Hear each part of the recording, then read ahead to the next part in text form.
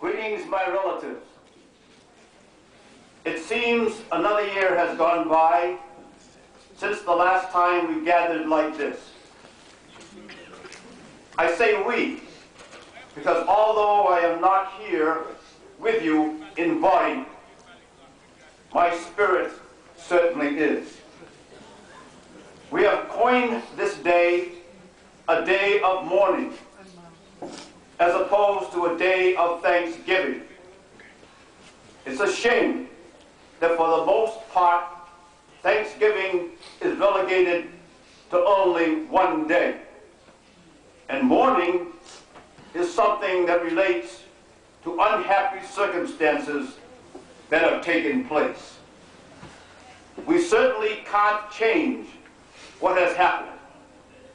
This very day is ours, and tomorrow hasn't happened yet and is uncertain. I really don't like to dwell on the mourning aspects of life, but instead on what we can do to prevent those unhappy and sometimes terrible times in our history. I may have mentioned it once before, but I once read about a union organizer named Joe Hill, who was framed by the copper mine owners to be executed. And I believe he said what really needs to be said upon his death. His words were, "Don't mourn, organize." And those are also my sentiments. There are a lot of things that happened in the past that can be prevented in the future. There are losses that can be regained, but we must organize to do it. We must find it within ourselves to be in touch with the Creator. For I can tell you this from a heartfelt fact, that when they've pushed you away into a dark corner, not just your body, but your mind, your soul, your spirit, there is no one that can sustain you but the Creator Himself. Dark moments come and go in all our lifetimes. There are those in political office who will try to turn your head away from the obvious truths. They will lie to you about what they believe. They will try to get you to follow what they consider politically correct, while ignoring the truth. Such as protests against the mosque being built within the blocks of the fallen trade towers, which incidentally was a monument to wealth and wealth seekers. I am not trying to demean the innocent people who only cause of their death was seeking a place of employment to feed their families. While they protest the mosque, no one mentions the Native American sacred places that by treaty were seriously violated and daily continue to be violated.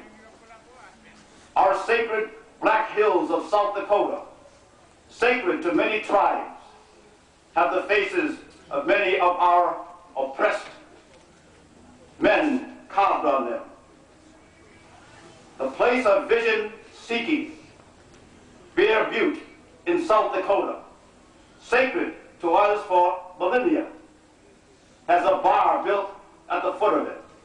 And there is talk of having helicopter flights around it to attract tourism. And there is even talk of drilling oil and gas. Every time I have to write, or I should say dictate, one of these statements, I try to think of what I would say if this was the last time I got to speak. The thing that comes to mind is in some of our sacred ceremonies. And that is thoughts of our relationships with the ones we love and the creator of all life. Not to take away from the theme of this day, but if you can hold the person you love, be thankful. If you can walk on green grass, touch a tree, be thankful. If you can breathe air that didn't come through a ventilation system or through a window with bars, be thankful. If you can stand in an open field or some other place at night and look up at the heavens, be thankful. No one appreciates the simple things as much as a man or a woman locked away. I know sometimes some of my friends may have thought I had become institutionalized. And there may be some element of my thinking behavior that has become calloused from this continued imprisonment. But I have not for a moment forgotten the needs of the people and the atrocities committed against them on the circumstances that all poor and impoverished face in this world at hands of those who take more than they need and exploit to gain the futures of our children. I paint pictures of them sometimes, people I've known, people I've met, places I've seen, and places I've only seen in my mind's eye.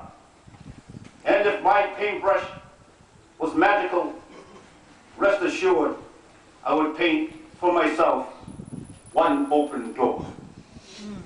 I wrestle with what I say to you, and the words are sometimes so inadequate. So if you are free today, unimprisoned, be thankful. Give the person next to you a hug for me. Do it, people. Do it, people.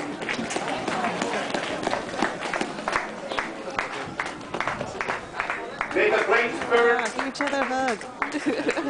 May the Great Spirit bless you.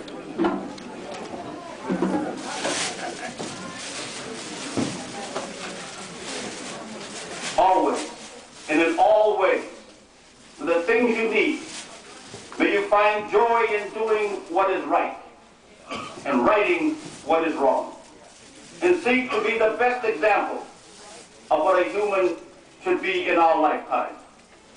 In the spirit of those we mourn, those who gave their lives, and those whose lives were taken from them, I really don't know what else to say, because in writing this, my heart has become heavy with the emotions of this time. In the spirit of Crazy Horse, who gave his life for what was right, and trying to do right, and trying to correct what was wrong. Your brother, Leonard Peltier.